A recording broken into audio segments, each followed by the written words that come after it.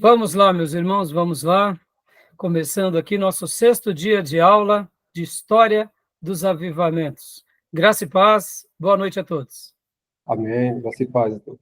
Amém, graça e paz. Boa noite a todos. Graça e paz. Graças e paz, pastor. Com muita alegria que hoje estamos aqui continuando nesse módulo tão especial. Quero lembrar a todos que a nossa aula está sendo gravada e essas aulas, eu não tenho dúvida que servirão também para edificar muitos irmãos na igreja local, obreiros que pretendem aprender um pouco mais sobre a história da igreja e sobre esse tema, e principalmente também sobre aqueles irmãos que têm um desejo de serem obreiros e trabalharem, vai ser muito útil. Então, que Deus possa nos usar para que a gente possa levar essa instrução para muitos corações. E, naturalmente, para os alunos de seminários teológicos também.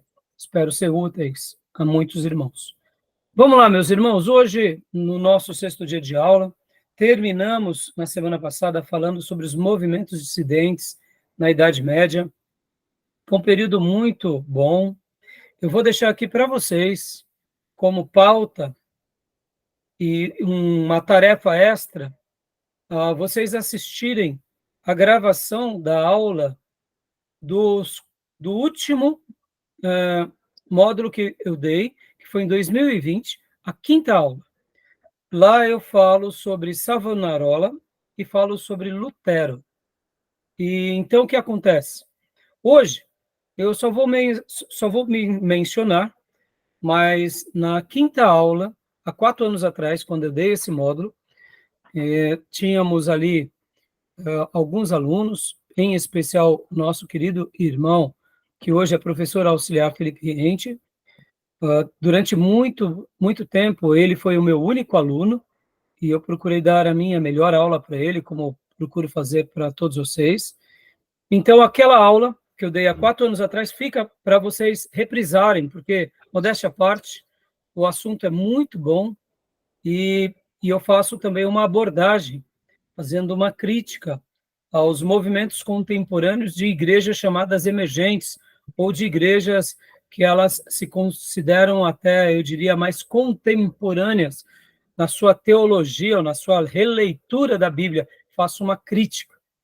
Então, foi uma aula boa, fica aqui. Eu só vou pincelar sobre Savonarola e só vou pincelar sobre Lutero e assim os pré-reformadores, porque logo na sequência, hoje, a gente vai mergulhar no material que é o material do avivamento metodista. Então, antes disso, eu quero ler aqui com vocês algumas porções. Eu quero ler com vocês Zacarias 3:2, Atos 1:8 e Atos 2, nos primeiros versículos de Atos 2. Eu quero ler, como é costume, Zacarias 3:2. Aí a Maísa pode ler Atos 1:8 e o nosso querido irmão Gil pode ler Atos 2.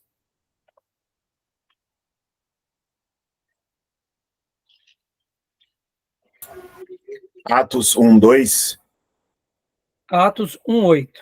E você, Gil, pode ler Atos 2, do versículo número 1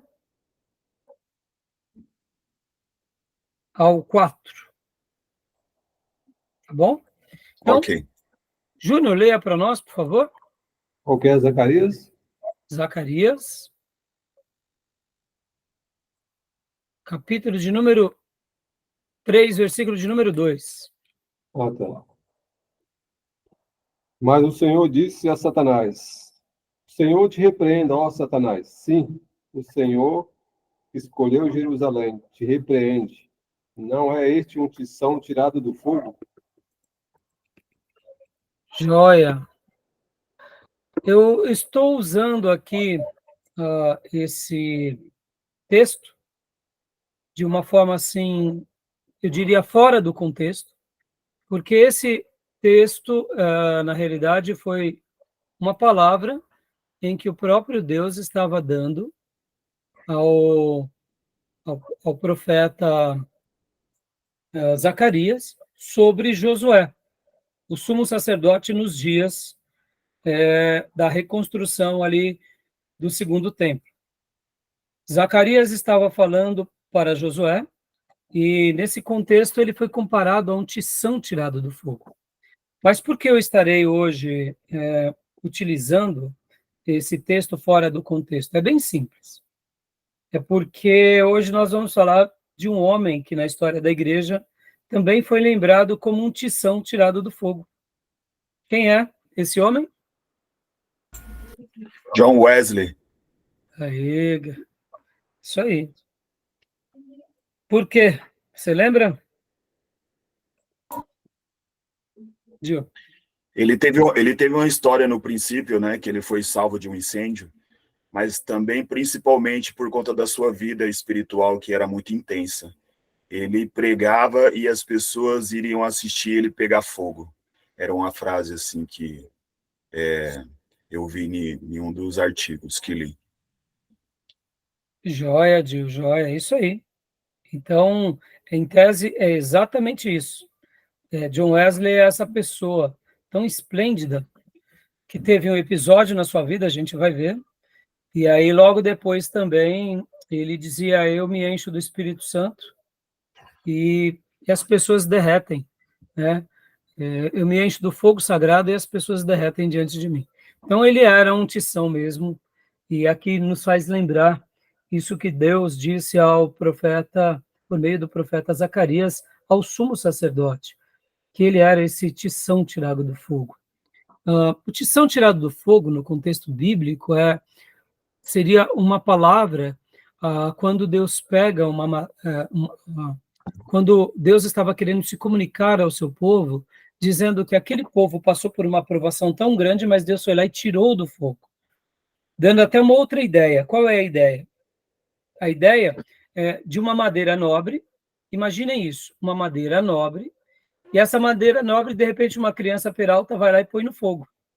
Aí vem a mãe, vem o pai e diz: menino, essa madeira você não pode queimar, e tira aquela madeira.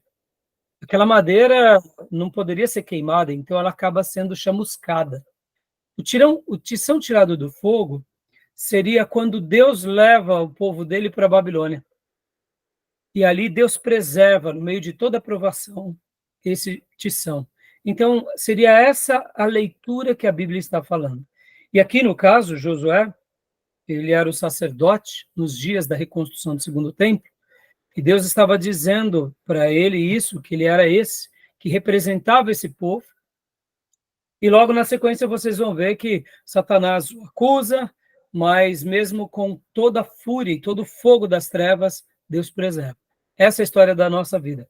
Que sejamos tições tirados do fogo também. E que também possamos caminhar nesses passos desse grande homem de Deus que foi John Wesley, tá bom? Então, agora, Maísa, leia para nós, filha. Agora, Atos 1:8. Mas receberão poder quando o Espírito Santo descer sobre vocês, e serão minhas testemunhas em Jerusalém, em toda a Judéia e Samaria e até os confins da terra. Joia. Poder de Deus, sem ele a gente não faz nada, sem ele a gente não estaria aqui. E Gil, Atos 2, do 1 ao 4, por favor. Agora. E cumprindo-se o dia de Pentecostes, estavam todos concordemente no mesmo lugar. E de repente veio do céu um som como de um vento veemente e impetuoso, e encheu toda a casa em que estavam assentados. E foram vistas por eles línguas repetidas, como de fogo, as quais pousaram sobre cada um deles. Todos foram cheios do Espírito Santo e começaram a falar noutras línguas, conforme o Espírito Santo lhes concedia que falassem. Aleluia. Glória a Deus. Obrigado, meu irmão. Que essa mesma graça seja compartilhada e derramada sobre todos nós pelo poder do Espírito Santo. Amém, meus irmãos? Amém. Que o Senhor nos ajude agora, durante esse momento em que estamos nesse exercício de aprender, mas que todo esse conhecimento seja acomodado na nossa mente e ele escorregue principalmente para o nosso coração. E que a gente possa frutificar como foram esses grandes homens de Deus na história, na Bíblia e no passado, e que a gente possa seguir essas pisadas tão especiais, mediante a todas as nossas limitações, que Deus tenha misericórdia de nós, tá bom? E hoje, meus irmãos, nós estaremos, assim, eu diria, utilizando vários livros como pano de fundo. O primeiro livro que eu vou estar utilizando como pano de fundo será esse livro de Orlando Boyle. Hoje eu estarei praticamente citando esse livro, que é Os Heróis da Fé, aonde cita John Wesley, aonde cita George Whitefield e aonde cita Jonathan Edwards. Hoje, se Deus me permitir, eu quero estar usando principalmente esse material em John Wesley e George Whitefield. Depois estarei também falando um pouco sobre esse livro, que é Pregação e Pregadores. Só vou fazer uma citação sobre ele. E também, aproveitando, estarei fazendo uma citação sobre Baxter. Esse material eu dou na matéria Teologia Pastoral. Richard Baxter, o pastor aprovado, o grande pastor puritano que formou gerações depois dele e influenciou um legado maravilhoso, inclusive, o príncipe dos pregadores foi grandemente influenciado por ele. Naturalmente, citarei um pouco o Spurgeon, pela influência que ele teve. E, por último, estarei falando um pouco sobre esse grande homem de Deus que eu tive a honra de conhecê-lo, pastor Enéas Tonini, com seus livros sobre avivamento, que nem esse, O Caminho para o Avivamento. Você está cheio do Espírito Santo? E aqui a biografia dele. Não gastarei muito tempo, mas farei só algumas ilustrações bem vivas. E o último que eu quero até recomendar a leitura para vocês é do livro Por que Tarda o Avivamento. Eu já indiquei para vocês o livro, o audiobook de Leonard Ravenhill, é simplesmente maravilhoso. Eu acredito que a gente precisa ler, ouvir, aprender, ruminar sobre todas essas lições, tá bom? Então, fazendo agora aqui, nesse primeiro momento, como eu disse, a pauta de hoje, eu só quero fazer uma breve citação de Savonarola, uma breve citação de Lutero e, naturalmente, dos reformadores. E depois a gente vai entrar para o avivamento metodista. Talvez você me diga, mas pastor, por que nós não estaremos estudando os efeitos propriamente ditos da reforma nessa matéria? A explicação é bem simples e bem óbvia. É porque nós usamos muito Lutero no curso e usamos muito Calvino no curso. Ou seja, vocês vão aprender muito sobre Lutero e Calvino, principalmente na história da igreja. Aí sim a gente vai trabalhar mais em Lutero e em Calvino, principalmente na história eclesiástica. A gente vai trabalhar bastante sobre Lutero e a reforma protestante. E Calvino, pastor? Calvino, pelo amor de Deus, eu acabo citando ele praticamente metade do curso. Quase todas as teologias sistemáticas a gente cita Calvino, a importância de Calvino, a importância desse homem que foi aquele que estrutura a doutrina, porque, olha só que interessante aqui, já dando um breve spoiler, Lutero ele faz aquilo que alguns pré-reformadores, como Wycliffe fez, traduzindo a Bíblia da Vulgata para o quê? Para o inglês. No caso, Lutero ele faz isso trazendo também a Bíblia, não só da Vulgata, mas dos originais para o alemão. E ali temos aquelas 95 teses que ele fixa na porta da igreja principal da cidade, e logo depois disso ele é excomungado, ele é expulso, ele é quase morto, mas ele foi salvo, dizem alguns historiadores, por um cavaleiro que o leva para um lugar, e ali protege ele de toda a fúria católica, e lá ele divulga a Bíblia para as pessoas, e muitas pessoas em muitas regiões vão se convertendo agora à Bíblia.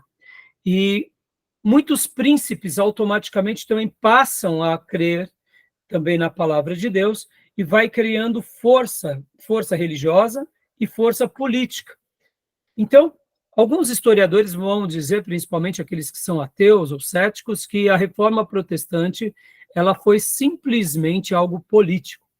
Mas se isso fosse uma verdade, não deixaria uma história tão linda depois dela, da onde nasce todo o movimento protestante, todo o protestantismo. Podem ver que essa palavra nasce com os pré-reformadores, em especial com Lutero, e depois com aqueles que se unem a Lutero.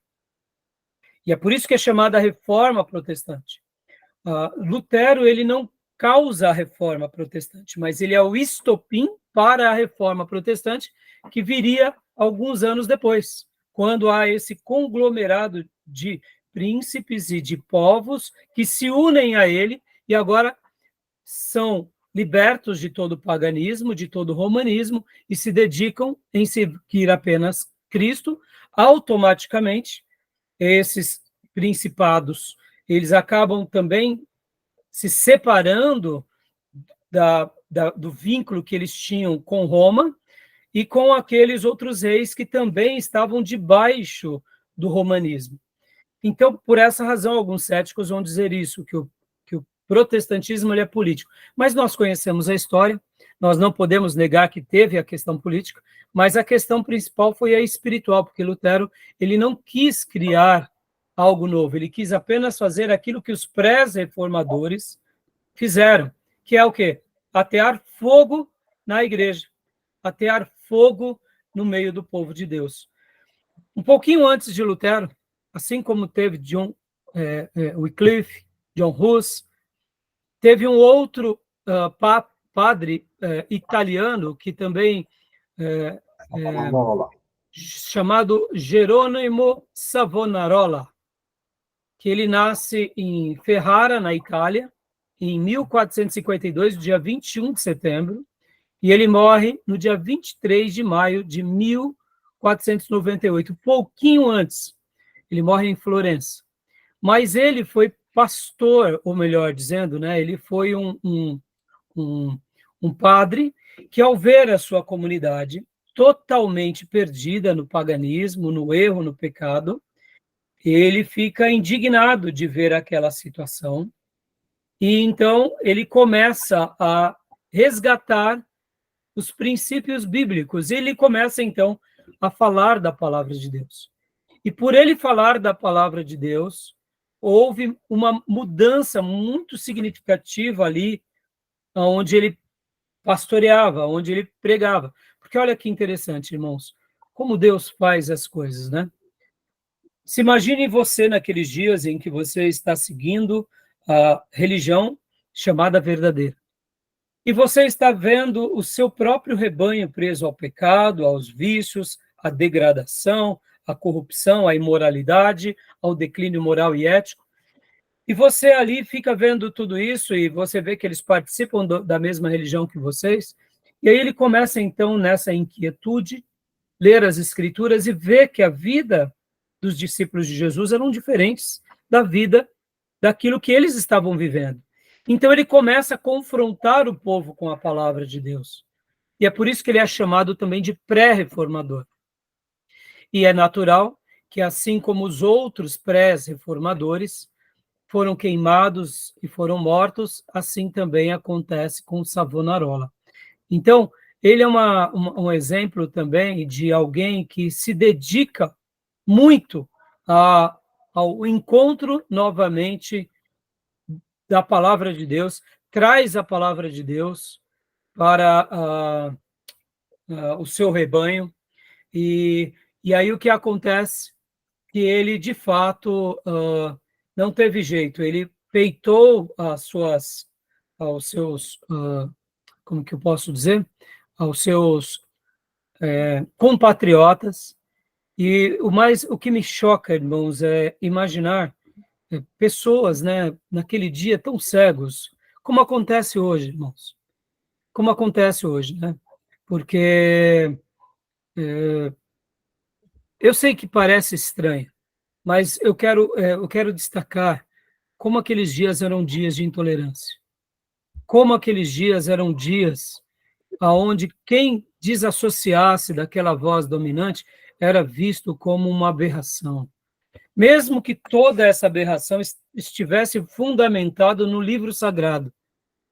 Então, naturalmente, ele foi enforcado e depois o seu corpo foi passou por uma incineração lá em Piazza del...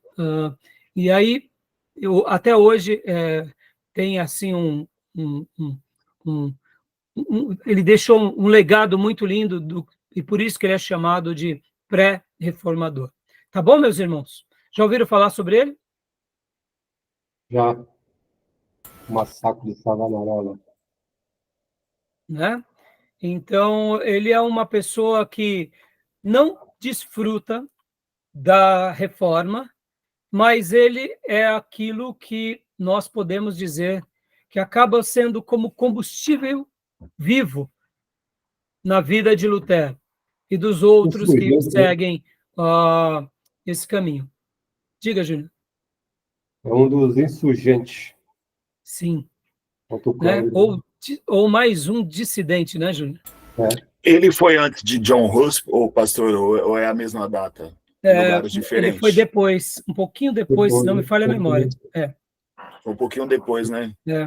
John Hus morreu da mesma forma também, né? Queimado, né? Então, a data eu não me recordo agora. 1498 ele, acho que o John Hus falou na alta aula, acho que é 1456. Então eu não me recordo exatamente, deixa eu pegar aqui, ó. John Hus, 1373 a 1375, Constância. Né? Foi queimado então, também, né? John Hus. Se não me falha a memória... Na fogueira? Sim, na fogueira foi o Wycliffe, né? O John Hus também. Também John Hus, né? Eu não me recordava agora. A foto você mostrou aquelas fotos, imagem, lembra? Isso, foi. Mas ali era de Wycliffe, não era? Ou não? Não, era dos dois. Era dos dois. Exato. Meus irmãos, um é queimado, outro é enforcado, outro né? Então, assim, tá bom, meus irmãos? Querem fazer mais algum comentário sobre Savonarola? Eu quis só dar uma breve citação, né? Tem alguma pergunta? Interessante que eles falam que os liberais falam que a reforma foi política, né? Ela começou de forma espiritual. Política foi depois, porque os reis estavam debaixo, estava de joelho diante da domínio, do monopólio da Igreja Católica. Todos os reis. Esse despertar, primeiro começou com a Alemanha. Se livrou do poder romano. E outros países que tinham na Idade Média a monarquia. E aí, graças a Deus, o que a Reforma Protestante trouxe um bem maior para toda a humanidade. Exatamente. Né? Então, eu falei há pouco, inclusive, Savonarola, ele foi, inclusive, também queimado, tá, meus irmãos? Depois, os seus ossos foram tem um quadro no museu que fala alguma coisa sobre isso. Lembra que na última aula também, os ossos de Wycliffe também depois eram queimados, né? Como se fosse mais ou menos assim. Para o católico, queimar os ossos naqueles dias, a cremação era visto como algo errado, não só para o católico, né?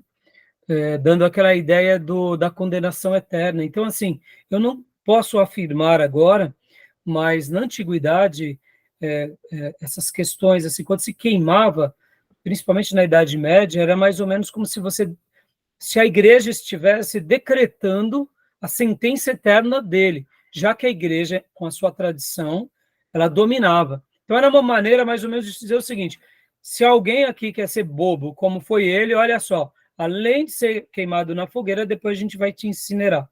Alguns eram enforcados, né? Então, Tá bom, meus irmãos? Joia? Beleza? Tudo bem? Agora, falando um pouco sobre Lutero, irmãos. Aí, como eu disse, Lutero a gente vai conhecer bastante, né, na história da igreja.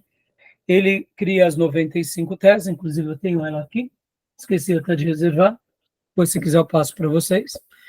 E ele fixa essas 95 teses. Também é a mesma coisa.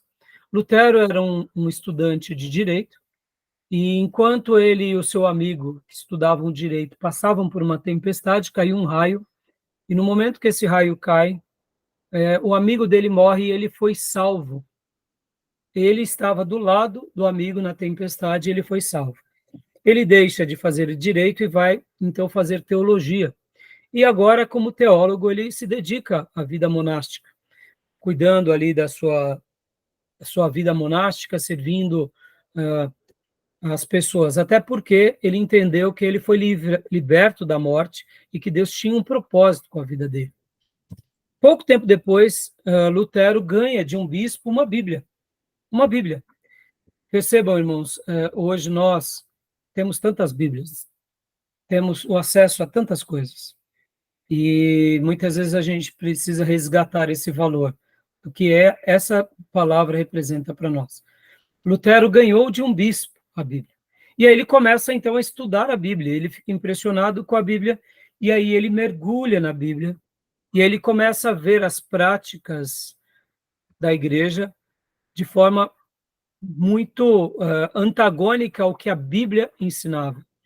Isso tudo vai chocando ele, e ele se torna um estudioso das línguas originais, descobre as línguas originais, e começa, então, a fazer tanto as 95 teses, quanto também agora a levar essa Bíblia, que estava apenas no domínio de poucas pessoas, porque assim como ele já era um sacerdote, e nem todos tinham uma Bíblia, e quando ganhavam uma Bíblia ou tinham uma Bíblia, era em latim. Poucos se dedicavam às línguas originais. Então, imagine, uma pessoa do campo, uma pessoa até mesmo do palácio, tudo que ela aprendia da igreja ou de Deus estava no controle absoluto dos seus líderes durante a missa. Se um padre falasse sobre certas coisas, tudo isso era visto como a palavra de Deus àquelas pessoas. As pessoas, de uma forma mais simples, não tinham acesso. Até mesmo as missas também, para melhorar essa questão da dificuldade e da ponte às culturas, elas eram feitas em latim. Então, imagine, uma pessoa que frequentava uma religião, onde essa religião, os cultos eram feitos em latins. Somente um grupo, um nicho que tinha o contato com essas instruções. E mesmo assim, esse nicho ainda não tinha as escrituras, então Lutero teve. E aí ele faz as 95 teses, ele é excomungado. A excomungação é literalmente o momento em que o sacerdote ele é expulso daquele grupo, ou seja, ele é apraguejado, ele já não pertence mais, e milagrosamente, no dia em que ele ia ser julgado, ele foi salvo por um cavaleiro e foi morar numa região. Ali ele continua o seu trabalho de fazer a tradução da Bíblia para o alemão. Naqueles dias, a imprensa já existia. Vocês vão lembrar que foi um pouquinho antes que foi descoberto a imprensa. Todos os livros, até um pouco antes, eram livros escritos à mão.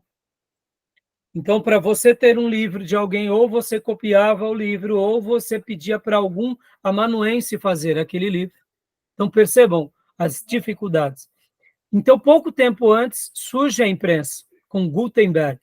E agora Lutero, então, aproveita a imprensa com Gutenberg e faz o quê? As impressões da Bíblia no alemão e espalha. Quando as pessoas conhecem a palavra de Deus, elas são libertas de todo jugo, se entregam a Cristo. Lutero, então, começa a ter ali a sua comunidade. Uma das freiras, ele acaba ganhando ela para Cristo, ele casa-se com ela, passa a ter uma vida como um sacerdote cristão normal, nos termos bíblicos, e aí onde ele levanta aquela bandeira, somente a Escritura. a gente sabe que não era somente a Escritura, era somente a fé, somente há um Senhor, somente há uma fé, somente a Escritura e somente uma graça. Esses eram os gritos e as teses de Lutero. Mas, sobretudo, irmãos, o que Lutero fazia? Lutero, ele amava as Escrituras. Segundo alguns estudiosos, enquanto ele ainda estava no seu processo de traduzir a Bíblia para o alemão, dizem alguns estudiosos que ele praticamente lutava com os demônios. Havia um embate muito grande. E eu não duvido que isso devia acontecer, meus irmãos, porque, afinal de contas, essa Bíblia, que hoje ela tem um livre acesso em qualquer lugar, qualquer hospital, a não ser em países comunistas ou países islâmicos, ou de uma outra religião que nega a Bíblia, mas nós sabemos que a palavra de Deus, ela no nosso país, e principalmente no Ocidente, ela tem liberdade ainda hoje. Mas naqueles dias, pensem assim, irmãos, já há séculos, o diabo criou uma estratégia para apagar as escrituras do seio da igreja. E ainda o que tinha de escritura era em latim, naquela versão de Jerônimo. E mesmo assim, os padres tinham pouco acesso com as escrituras, e pode ver que a própria teologia católica não é igual à teologia protestante. Eles têm também, dentro da teologia católica, eles têm a teologia, eles trabalham muito com a filosofia, eles vão trabalhar muito com São Tomás de Aquino, que é o tomismo, que também é uma outra voz muito grande entre os católicos. Né? Então, percebam que durante esses 1000 e poucos anos, 1500 anos, principalmente ali depois do 3º, 4º século, e principalmente o 5º século, quando começa o culto a Maria, a Igreja Católica ela vai se desviando e ela vai criando seus dogmas, e esses dogmas e essas tradições são acrescentadas à página da Bíblia e acabam tendo mais força do que a Bíblia. E Lutero, então, ao traduzir a Bíblia, imprimir a Bíblia e tendo o apoio de muitas outras pessoas e muitos outros principados, temos aquilo que a gente fala e conhece comumente como a Reforma Protestante. E logo na sequência de Lutero vem Calvino, que também era outro alemão, e ele estrutura toda essa teologia. Lutero ele é considerado o reformador porque ele traz o que é a palavra de Deus de volta. Já Calvino pega agora essa Bíblia que estava sendo lida por todos e ele começa então a mostrar as doutrinas, ele sistematiza, ou seja, é o grande teólogo sistemático da Igreja antiga e que ainda continua sendo uma das vozes que ecoa até os nossos dias. Lutero e Calvino, cada um dentro do seu papel, fazem uma obra magnífica. Um trazendo a Bíblia para o seio da igreja, dedicando a sua vida em prol disso, correndo riscos de vida, e outro sistematizando agora aquela igreja recém-criada, repleta de dogmas e de vícios. Então, Calvino, ele sistematiza, ele ensina como a igreja deveria praticar as doutrinas no seu dia a dia na igreja, na sociedade, na arte, na política, no trabalho. Há um livro que eu tenho aqui, que eu já indiquei para vocês, de Abraham Kuyper. Abraham Kuyper, ele escreve um livro muito interessante, que eu indico para vocês também, Os Benefícios da Reforma Protestante em alguns países europeus. Ele era um jornalista, então ele vai fazendo um apanhado, mostrando quais foram os benefícios nos países que aceitaram a Reforma Protestante. O que isso gerou naquele país? Por quê? Porque a reforma chamada protestante, ela cria no povo libertação. Conhecereis a verdade e ela vos libertará.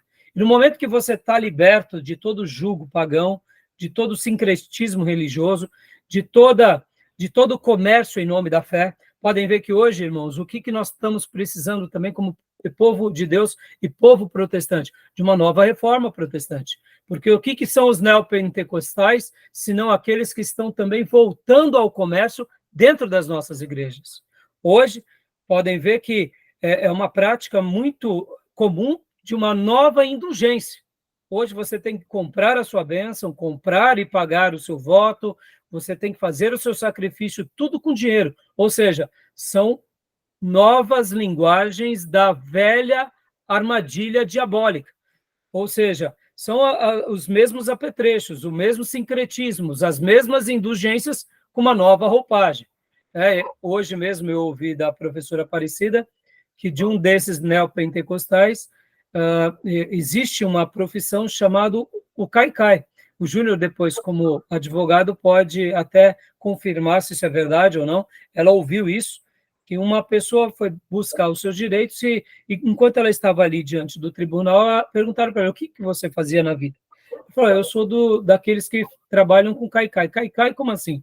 Nós caímos nos cultos para dissimular que somos endemoniados, e não só de uma igreja, de várias igrejas. Ora, dissimulamos que somos cegos, ou seja, praticamente uma profissão. Mas profissão de quem? De falsos profetas, que usam conscientemente de algo pervertido para tomar proveito da palavra de Deus, quando não usam de pessoas que são desequilibradas emocionalmente e fazem dessas pessoas matéria-prima barata, que aí já não precisa pagar, para os seus espetáculos, né?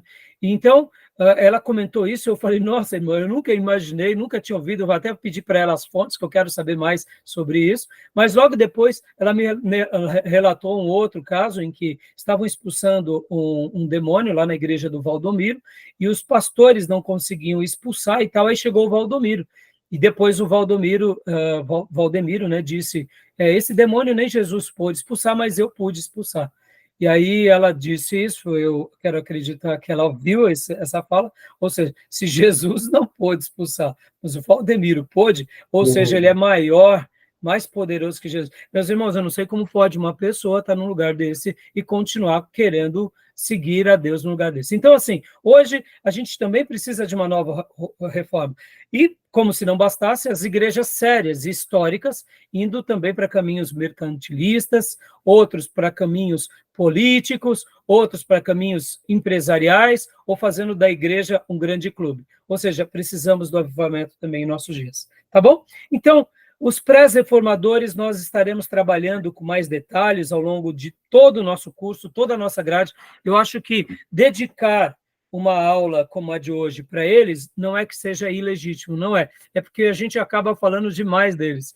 E eu só gostaria de concluir essa parte dizendo o seguinte, que os nossos irmãos, tanto Lutero, quanto Calvino e quanto seus sucessores, fizeram uma obra tão linda na Alemanha e ali nos países que aceitam a reforma protestante, que alguns irmãos, ao estudarem sobre essa época, vão falar que foi um dos períodos mais próximos vividos por algumas gerações daquilo que se viveu a igreja primitiva durante alguns séculos.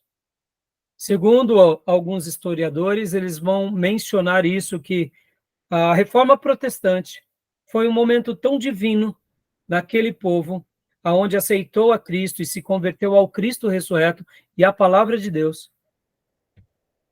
Essa conversão foi uma conversão tão poderosa, tão marcante, que esses irmãos e aquelas gerações que sucederam eles viviam aquilo que a igreja primitiva pôde viver ali nos primeiros 2, 3 séculos, segundo alguns historiadores. Eu, particularmente, acredito que isso seja verdade. Porque logo depois disso, é bem curioso que a Alemanha, e principalmente os luteranos, eles vão se enveredando para a filosofia. E a Inglaterra, que aceita o protestantismo, se mantém ainda nas teologias mais sempre voltados ao puritanismo, aos reformados. E podem ver que a própria, tanto a Alemanha, nos dias da Segunda Guerra Mundial, viviam momentos horrorosos, assim como também foi a França na Revolução Francesa. Há quem diga que, por causa desses avivalistas, que ainda continuavam regressando à sua vida na Inglaterra, às Escrituras, porque, olha só, quando vem a reforma protestante, são muitos países que aceitam a reforma, mas depois de alguns séculos, alguns desses países foram se perdendo, mas a Inglaterra, de uma forma misteriosa, Deus sempre foi levantando alguns homens, como John Bunyan, depois de John Bunyan. Deus levanta aqui como a gente vai hoje estudar, George Whitefield, John Wesley, e depois o próprio príncipe dos pregadores. Todos eles são ingleses. Então, dá para ver que os ingleses, eles acabaram sendo o próximo elo depois dos alemães. Enquanto os alemães estavam indo para uma teologia agora um pouco mais filosófica, e podem ver que depois a própria teologia alemã e a filosofia alemã acabam se conversando muito. Já a Inglaterra não, eles continuam naqueles princípios, sempre trazendo, em cada período, o povo às escrituras. Então, eu vou trabalhar um pouco melhor esse assunto sobre os desdobramentos e como que, inclusive, se deu isso em teologia do Antigo Testamento para aqueles que forem fazer o curso bacharel, tá bom? Mas é isso, irmãos. E aí, só para eu concluir, para a gente agora ir para John Wesley, né? Antes de abrir para as perguntas de vocês, temos até uma frase muito curiosa, uma máxima em teologia, que é o seguinte, que a teologia ela nasce na Alemanha, ela é amadurecida na Inglaterra, ela é adulterada na América e ela é consumida no Brasil. Então, olha que interessante, né? A teologia ou a reforma protestante, ela nasce na Alemanha, ela é amadurecida na Inglaterra, ela é adulterada na América e ela é consumida em grande escala e potencializada no Brasil. Né? E é lamentável que nós possamos orar e fazer a oração de Abacuque, que Deus faça de nós algo novo. Tá bom, meus irmãos? Beleza? Fiz essa síntese? Alguma dúvida? Algum apontamento? Algum acréscimo? Dizem os historiadores que Lutero ganhou muita importância, mas, segundo eles, Melancton, que era um amigo dele, ele foi um mentor espiritual, intelectual ele não aparece muito de Lutero. Ele que faz toda a estratégia, ele que estuda, ele planeja, mas ele não aparece muito, né? Sim, Melancton, né? Na realidade, Júnior, são grandes nomes, né? São grandes nomes, que sempre vão estar debaixo de um grande líder.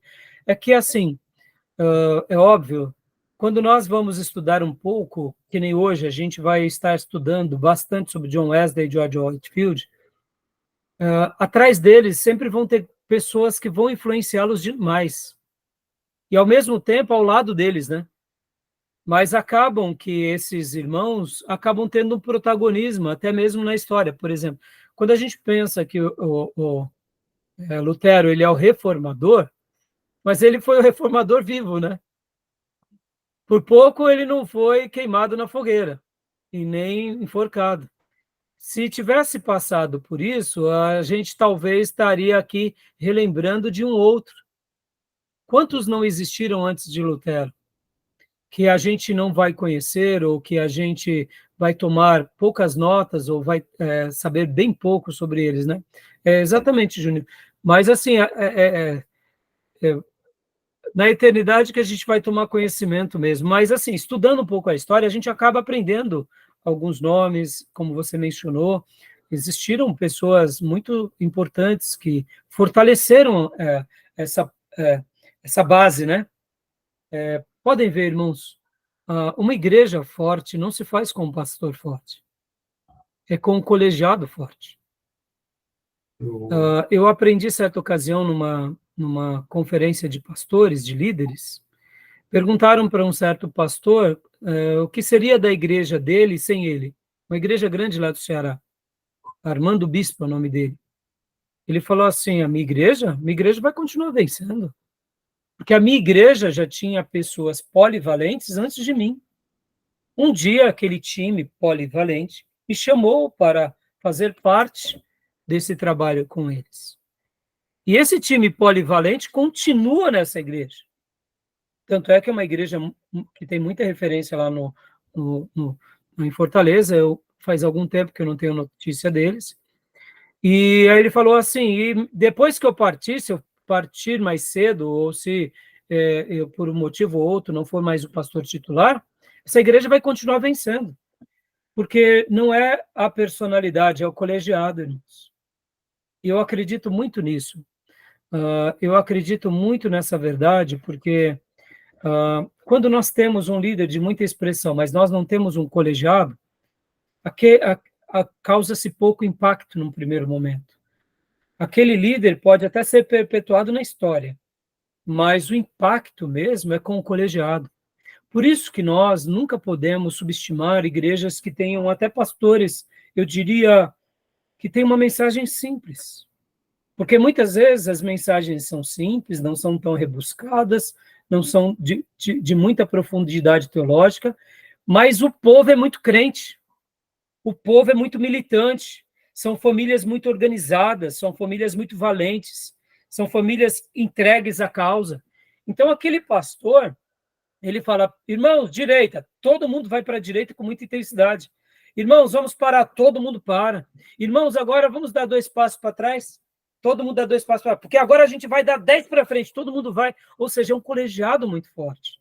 Podem ver que a igreja primitiva era isso. Tinha os 12, que eram os líderes principais, mas tinham ali pelo menos os 120, os 500, que fizeram toda a diferença. Podem ver que a igreja de Antioquia da Síria é isso. A reforma, Lutero começa. Por isso que ele ganha esse destaque. Podem ver que pouco tempo depois vem Melanchthon, depois vem Calvino, vem outros grandes também ao lado de Calvino, e ali eles fazem todo esse movimento. E é isso aí, Júnior, é isso aí. Então, assim, na história, é como hoje, né, Júnior? Sempre vai destacar aquelas pessoas que Deus assim permitiu, né? Não é sendo ingrato à história, mas muitas vezes é um mistério de Deus, né? A gente não sabe. Ah, Tá bom? interessante que o Lutero, você falou, né?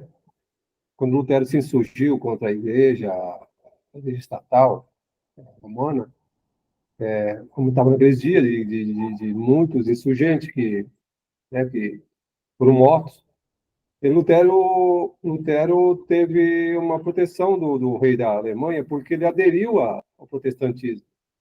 Então, a gente tem que lembrar também isso, né? Porque todo mundo estava correndo muito risco ali na Sim, Alemanha. E muitos deles, naquele momento, muitos morreram de Lutero. sim.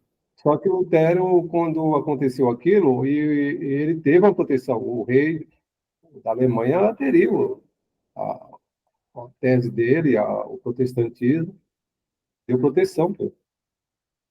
É isso aí, Júnior. Por isso que alguns céticos vão falar que foi uma reforma política, que eles queriam se emancipar de Roma e automaticamente Sim, sair debaixo do cabresto do papado. Porque nós sim, temos sim, que verdade. lembrar que o papado, na realidade, nos dias depois das cruzadas, eles conseguiram impor o seu poder sobre o mundo, e ai de quem fosse contra os padres e papas, porque o rei ele tinha que estar ligado diretamente ao papa, porque, querendo ou não, era a fé verdadeira, segundo eles. Podem ver que nas cruzadas, por que recebem esse nome de cruzadas? Porque os exércitos, eles iam com as cruzes, ou seja, em nome de Cristo. E aí eles matavam todo mundo. Você Sim, não é cristão, você é pagão, então pagão vai morrer. E então, é um jugo. Então, os reinos, eles já nasciam debaixo desse cabresto. Então, no momento em que houve essa separação, querendo ou não, foi uma libertação. Há essa questão política? Mas a gente sabe, irmãos, que o fruto está aí até nós, até hoje, né? Então, a gente não precisa falar muito sobre essa questão. Mas é isso aí. Beleza, meus irmãos? Mais alguma pergunta? Mais algum acréscimo? Mais alguma dúvida? Não, não. Parabéns pela síntese, pastor. Joia, Fiote. É claro que, como não é a minha área, né? Se de repente eu me equivoquei num pontinho aqui, outro acolá, mas eu só queria até para encerrar aqui, olha só que interessante, pouco tempo depois, em 1600 não me recordo exatamente bem, mas deixa eu pegar aqui.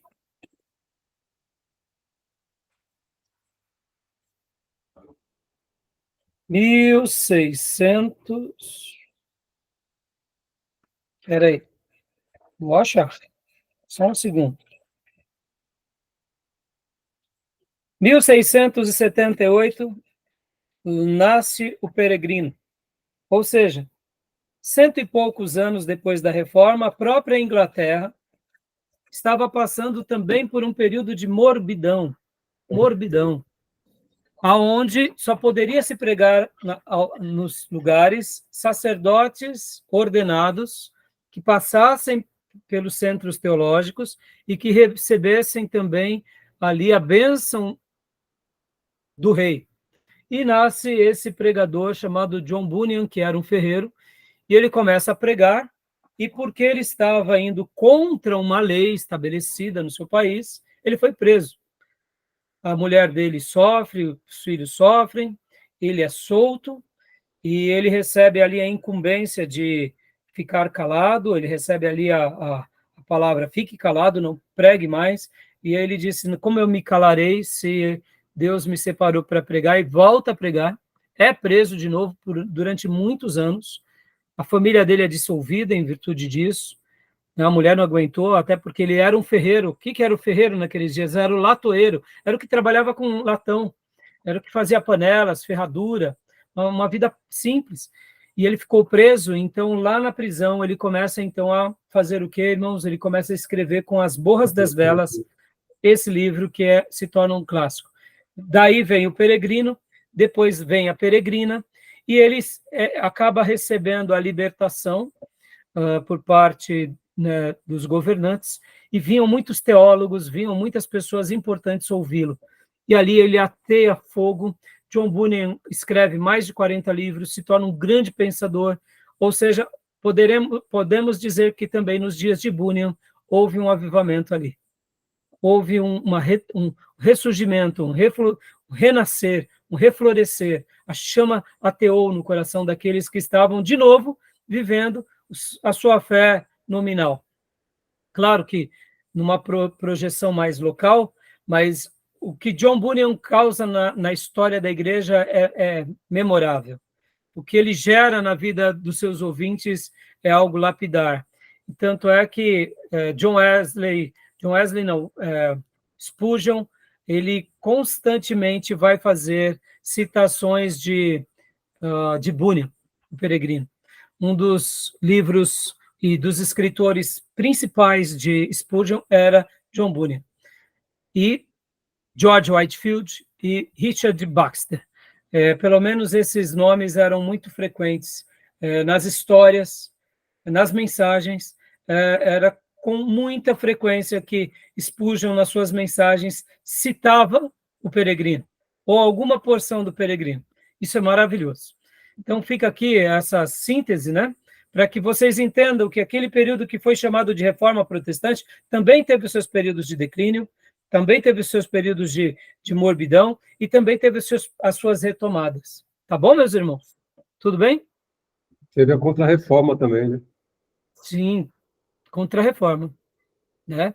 E, inclusive, a Igreja Católica Apostólica Romana, irmãos, olha só, olha que interessante. Foi logo depois da Reforma Protestante que os católicos apostólicos romanos colocam os livros que são aquilo que nós chamamos de livros apócrifos na Bíblia deles, para mostrar, nós temos tanta autoridade sobre as Escrituras que a gente até coloca aqui nas páginas das Escrituras outros textos que desejamos e achamos por bem de colocar. Até porque alguns desses textos, como a gente já aprendeu em teologia sistemática, davam alguma base para eles fazerem algumas coisas que eram errados, que inclusive Lutero foi contra. Né? É óbvio, eles não precisam dos livros apócrifos. A Bíblia por si só já condena as indulgências dele. Mas era uma maneira de dizer o seguinte: a Igreja Católica, ela está sobre a Bíblia. Ela manda na Bíblia. Foi ela que fez a Bíblia. E nós sabemos que não foi. Que, na realidade, a Igreja Católica, nesses formatos, nasce depois do VI século, e que a Bíblia já era algo preservado por muitos cristãos muito tempo antes. Tá bom? Beleza, meus irmãos? Eu queria ter feito uma síntese menor, mas eu acabei gastando mais tempo. Então, agora a gente vai correr nos slides para a gente poder trabalhar no grande avivamento metodista. Para eu só encerrar, olha que interessante. Os pré-reformadores e os grupos dissidentes que nós trabalhamos na quinta aula, a gente tem muito pouca coisa. Por quê? Óbvio, morria-se queimado o líder e tentavam se apagar toda a história desses homens. Nós, como ocidentais, não temos assim, e como católicos, porque querendo ou não, a influência católica é muito grande no nosso país, nós, eu falo católicos assim, não que somos, né, mas predomina. Pode ver que tudo que temos no nosso país ou na América Latina tem uma força muito grande do pensamento católico. Os feriados, a maneira da política com a religião. Mas olha que interessante, irmãos. Já nessa parte do Ocidente, que é mais na Europa e nos Estados Unidos, a reforma foi muito preservada. Os escritos foram muito preservados. As histórias foram muito preservadas. Então, olha como é importante sermos um povo culto, inteligente, que exercita a liberdade, que deixa a liberdade ser e existir, e que valida os acontecimentos na história como são, sem tentar reconstruir a história. Porque agora, por exemplo, nós temos um acervo bem grande de Lutero, de Calvino, dos reformadores, dos grandes pensadores, e temos também um acervo muito grande de todos esses movimentos que vão acontecendo depois. E agora, quando a gente for tratar do que acontece lá na Inglaterra com o movimento de Wesley, a gente vai ter muito material. Isso tudo, irmãos, enriquece demais o nosso acervo na questão histórica. Isso é importante, porque a gente documenta, valida o que é de fato, o que não é a gente descarta, se é um movimento ou se for uma atuação de Deus a gente deixa de lado, mas quando é um avivamento a gente valoriza, como a gente esteve estudando recentemente e até passando aqui um pouco sobre o avivamento no País de Gales, né?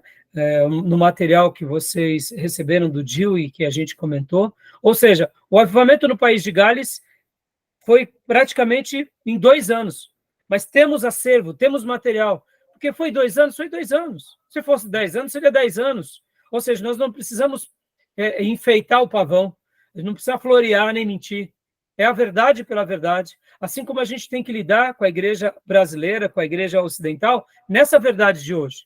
E com isso tudo, a gente pode até dizer que, diante dessa verdade, a nossa oração deve ser aquela de Abacuque: aviva de novo a tua obra e faze-a conhecida no decorrer dos anos, porque a gente precisa do avivamento. Amém, meus irmãos? Tá bom? Deu a hora. Deu a hora, hein? Tá joia?